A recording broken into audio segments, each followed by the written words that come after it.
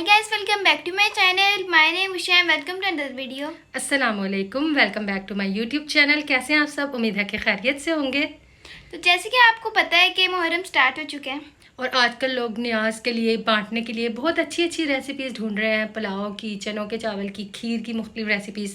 तो सारी चीज़ें मैं आपके साथ शेयर करूंगी। हलीम की रेसिपी भी मैं 1-2 दिन तक इंशाल्लाह आपके साथ शेयर करूंगी, बहुत ही डिफरेंट और अच्छी। तो आज मैं आपके लिए आई हूँ चनों की बहुत ही अच्छी यखनी पुलाव। बहुत टेस्टी बनने वाली है, तो आप इन्हीं दिनों में इन्हें आराम से बना सकते हैं। तो चलिए स्टार्ट कर लेते हैं। आपने इसको ज़रूर फॉलो करना है और इसको ज़रूर ट्राई करना है। बहुत ही अच्छे राइस बनकर तैयार होते हैं। देखिए खिले खिले चावल बनते हैं, अलग अलग चावल बनेंगे। मैं आपको चने गलाने की टिप भी बताऊंगी और एक बहुत ही अच्छी टमाटर की चटनी आपको सिंपल सी बनानी बताऊंगी, जो हर किस्म के राइस के साथ बहुत ही अच्छी लगती है। तो सबसे पहले इंग्रेडिएंट्स नोट कर लीजिए, आपको क्या क्या चीज़ें चाहिए। तो एक चीज़ मैं आपको बताती हूँ कि बाज़ लोग पूछते हैं कि चने मोटे कैसे होते हैं और उनका छिलका कैसे नहीं उतरता। तो मैं आपको गलाने की बहुत ही अच्छी टिप बताती हूँ कि सबसे पहले आपने पानी में चनों को डाल देना है वॉश करने के बाद। उसके बाद आपने सिर्फ हाफ़ टी स्पून सोडा इसके अंदर डालना है।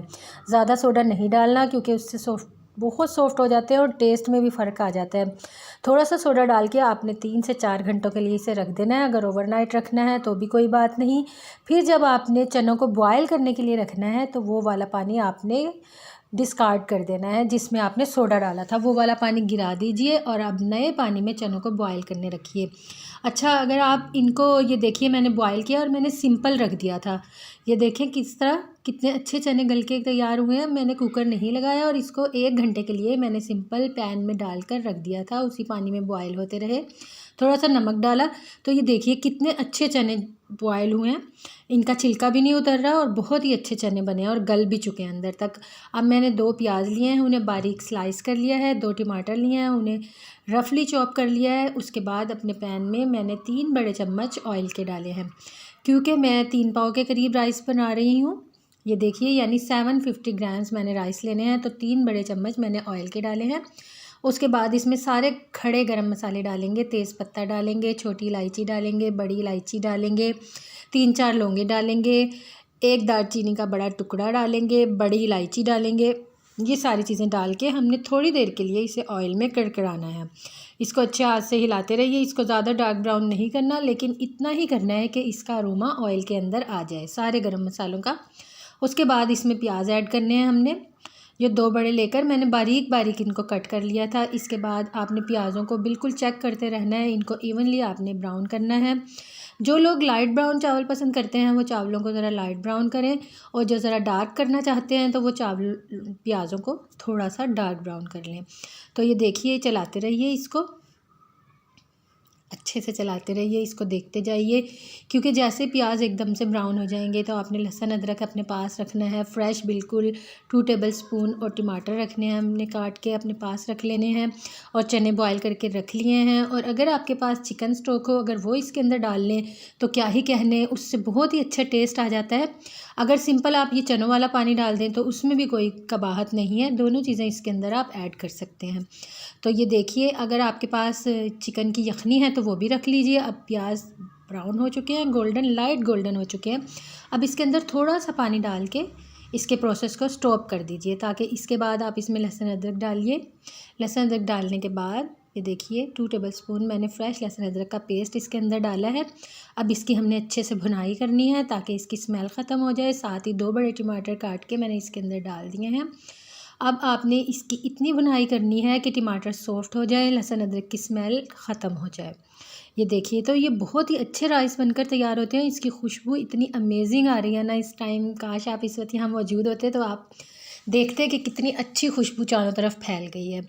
अब इसमें फ्रेश हरी मिर्चें डालनी है, आप कट करके भी डाल सकते हैं और पूरी भी डाल सकते हैं। दोनों ही तरीक़ों से ये बहुत अच्छी लगती हैं। जो ज़्यादा स्पाइसी पसंद करते हैं वो इस टाइम पे 2-3 हरी मिर्चें चॉप करके भी इसके अंदर डाल सकते हैं, तो उससे भी बड़े स्पाइसी बन जाते हैं। वैसे भी ये बहुत स्पाइसी बनकर तैयार होंगे। अब इतनी भुनाई करनी है इसकी कि टमाटर सॉफ्ट हो जाए और वो हमें नज़र ना आए। उसके बाद मैंने तकरीबन आधी प्याली दही फेंट कर इसके अंदर ऐड किया है। ये देखिए इससे बहुत ही अच्छा टेस्ट आ जाता है चावलों के अंदर और बड़ी अलग सी खुशबू आती है। ये देखें बहुत अच्छे बनते हैं और आपने सौंफ और धनिया भी फ्रेशली कूट के ना अपने पास रख लेना है, क्योंकि हमने इसमें यखनी नहीं बनाई, तो सौंफ और धनिया इसमें यखनी की टेस्ट देगा। वो आपने कूट कर अपने पास रख लेना है, बिल्कुल ताज़ा 1 टेबल स्पून। ये देखिए, ये मैंने सौंफ और धनिया कूट कर अलग रख लिया था, फ्रेश बिल्कुल।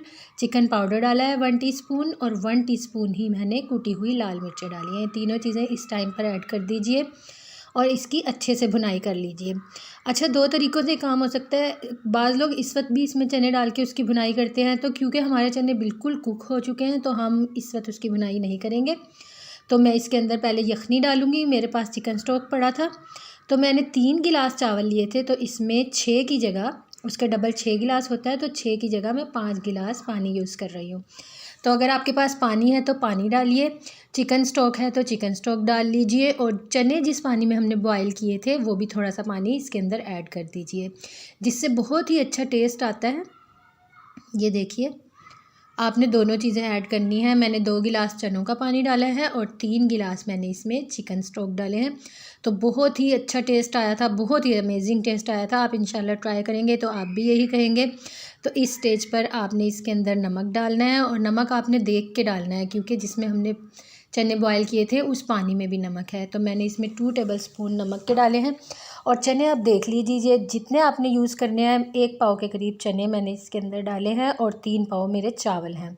जो लोग ज़्यादा चने पसंद करते हैं वो इससे ज़्यादा भी कर सकते हैं, लेकिन ये रेशो बिल्कुल परफेक्ट रहा था। ये देखिए, अब इसमें मैंने चावल जो मैंने आधा घंटा भिगो दिए थे, अब वो मैं इसके अंदर डाल रही हूँ। ऑयल की क्वांटिटी भी बिल्कुल परफेक्ट है, नमक भी मैंने टेस्ट कर लिया है, बिल्कुल सही है, और चने मैंने डाल दिए हैं। अब राइस इसके अंदर डाल रही हूँ, इसमें बॉयल आने शुरू हो गए हैं।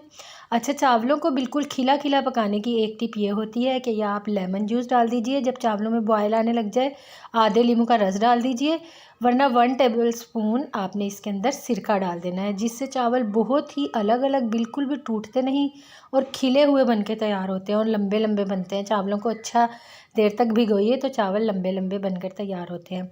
अब आपने इन चावलों को बॉयल होने देना है, इसमें बॉयल आने देना है, अच्छे से बॉयल आने देना है। ये देखिए, जब बॉयल आना स्टार्ट हो जाए तो आपने फिर इसके अंदर मैंने सिरका डाला है 1 टेबल स्पून। ये देखिए, इससे चावल इतने खिले खिले बने थे, बहुत ही अच्छे बने थे। और आप ये चीज़ नोट कीजिए कि चनों के ऊपर से बिल्कुल भी छिलका नहीं उतरा, क्योंकि जो लोग ज़्यादा सोडा लगा देते हैं तो उससे चनों का छिलका उतर जाता है और बहुत ही सॉफ्ट हो जाते हैं और नरम से, उनका टेस्ट भी अच्छा नहीं लगता।